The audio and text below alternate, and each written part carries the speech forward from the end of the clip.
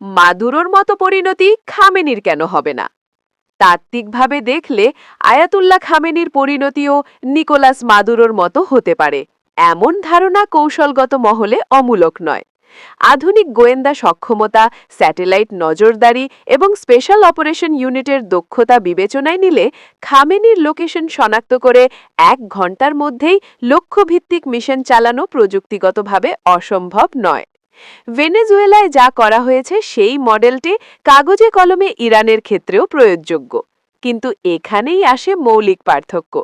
Nicolas Maduro আর Ayatollah Khamenei এক নন। Maduro ছিলেন একটি রাষ্ট্রের নির্বাচিত প্রেসিডেন্ট, যিনি আন্তর্জাতিক রাজনীতিতে মূলত একটি আঞ্চলিক ক্ষমতার প্রতিনিধিত্ব করতেন। অন্যদিকে খামেনি শুধু ইরানের সর্বোচ্চ নেতা নন, তিনি মুসলিম বিশ্বের একটি বড় অংশের কাছে প্রতীকী ও আদর্শিক কর্তৃত্বের কেন্দ্র।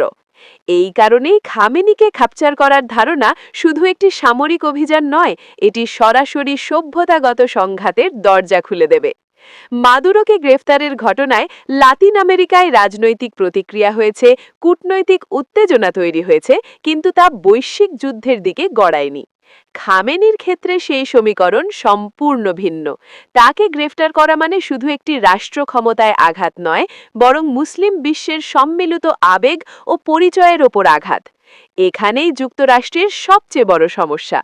খামেনিকে যদি মাদুরোর মতো তুলে নেওয়া হয়, তাহলে মধ্যপ্রাচ্য আর লাতিন আমেরিকার মধ্যে যে পার্থক্য রয়েছে তা মুহূর্তের মধ্যে স্পষ্ট হয়ে উঠবে। মুসলিম বিশ্ব তখন আর বিভক্ত থাকবে না। শিয়া সুন্নি বিভাজন, আঞ্চলিক দ্বন্দ্ব, রাজনৈতিক মতপার্থক্য সব কিছু চাপা পড়ে যাবে একটি সাধারণ প্রতিক্রিয়ার নিচে। তখন বিষয়টি ইরান বনাম যুক্তরাষ্ট্র থাকবে না, এটি রূপ নেবে ইসলামিক বিশ্ব বনাম পাশ্চাত্য আধিপত্যের সংঘাতে। সেই মুহূর্তেই বিশ্বযুদ্ধের আশঙ্কা বাস্তব হয়ে উঠবে। কারণ খামেনিকে ক্যাপচার করা মানে শুধু একটি রাষ্ট্রপতন নয়, এটি একটি আদর্শিক সীমারেখা অতিক্রম করা। এর প্রতিক্রিয়ায় শুধু মধ্যপ্রাচ্য নয়, দক্ষিণ এশিয়া, উত্তর আফ্রিকা, এমনকি ইউরোপের মুসলিম জনপদগুলোতেও অস্থিরতা ছড়িয়ে পড়তে পারে। জ্বালানি বাজার ভেঙে পড়বে, সমুদ্রপথ ঝুঁকির মুখে পড়বে এবং যুক্তরাষ্ট্রের মিত্ররাও প্রকাশ্যে বা নীরবে চাপের মুখে পড়বে।